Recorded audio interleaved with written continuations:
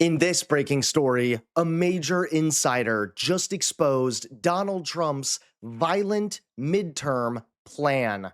That's right, things are looking more and more terrifying for Donald Trump and for America. How's it going, everybody? Hunter Avalone here with Occupy Democrats. Welcome back to another video. Don't forget to click that subscribe button if you're also sick and tired of Donald Trump. Now, there's no doubt about it, Donald Trump is losing it. He's lashing out at anyone who disagrees, and even that's backfiring. That one of the things that he's been doing by repeating it and talking about it is trying to distract us from the big stories of last week, which were the Epstein files and then the economy. And I took note yesterday at 9 o'clock at night. He's tweeting that there's no inflation, the economy's the best it's ever been. It was kind of amazing considering that the American public isn't stupid. It actually reminded me of Joe Biden, right? Joe Biden tried to tell us for a year that the economy was great. Now this president, who ran on lowering costs for Americans. But you know, everybody knows that the president is famous for his unfiltered social media.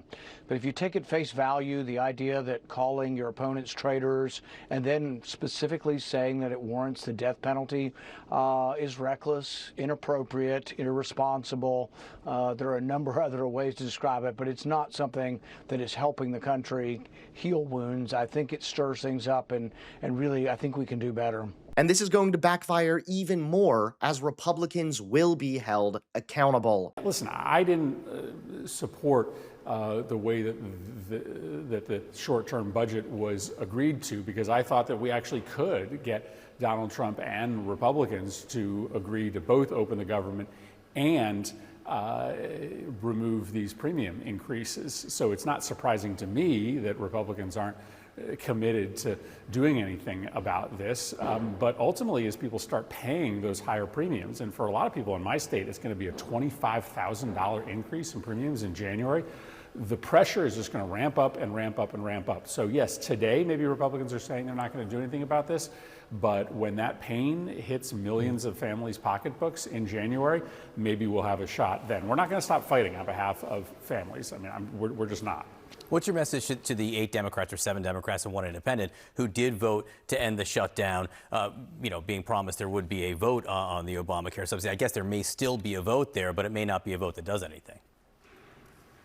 Yeah, the reality is that the Congress doesn't work the way that it used to. It used to be that you could negotiate with Senate Republicans. I did this all the time on guns, on immigration, and they would stick to the agreement that they made. Today, all that matters is what Donald Trump believes. But now a major insider just exposed Donald Trump's violent midterm plot. That's right, this is highly concerning. Take a look at this breaking story. A GOP insider is sounding an emergency alarm today, warning that President Trump is planning a violent midterm strategy he describes as a siege. Rick Wilson, a former Republican strategist and co-founder of the Lincoln Project, says Trump's collapsing political position is pushing him toward increasingly dangerous tactics. Trump's approval rating has plunged to 40%, voters have turned against his agenda, and even Republicans just defied him by overwhelmingly voting to force the release of the Jeffrey Epstein files. According to Wilson, that rejection isn't making Trump back down, it's making him escalate. In a new report, he writes, Trump is not planning a quiet sunset, he is planning a siege, warning that the president is already stacking key federal posts with loyalists who pushed the debunked 2020 fraud claims. One of the clearest examples is Heather Honey, now overseeing election integrity at DHS despite her history with a Pennsylvania anti-voting group. Wilson says Trump is preparing to weaponize government power ahead of the 2026 midterms, just as he tried during the 2020 lame duck period, but with one major difference. This time, Trump has 4 years of institutional control, a more radical staff, and no re-election to worry about. His warning is blunt. Watch what happens in red state legislatures and courts when Trump calls on them to throw out the election results, or when Mike Johnson declines to seat newly elected members.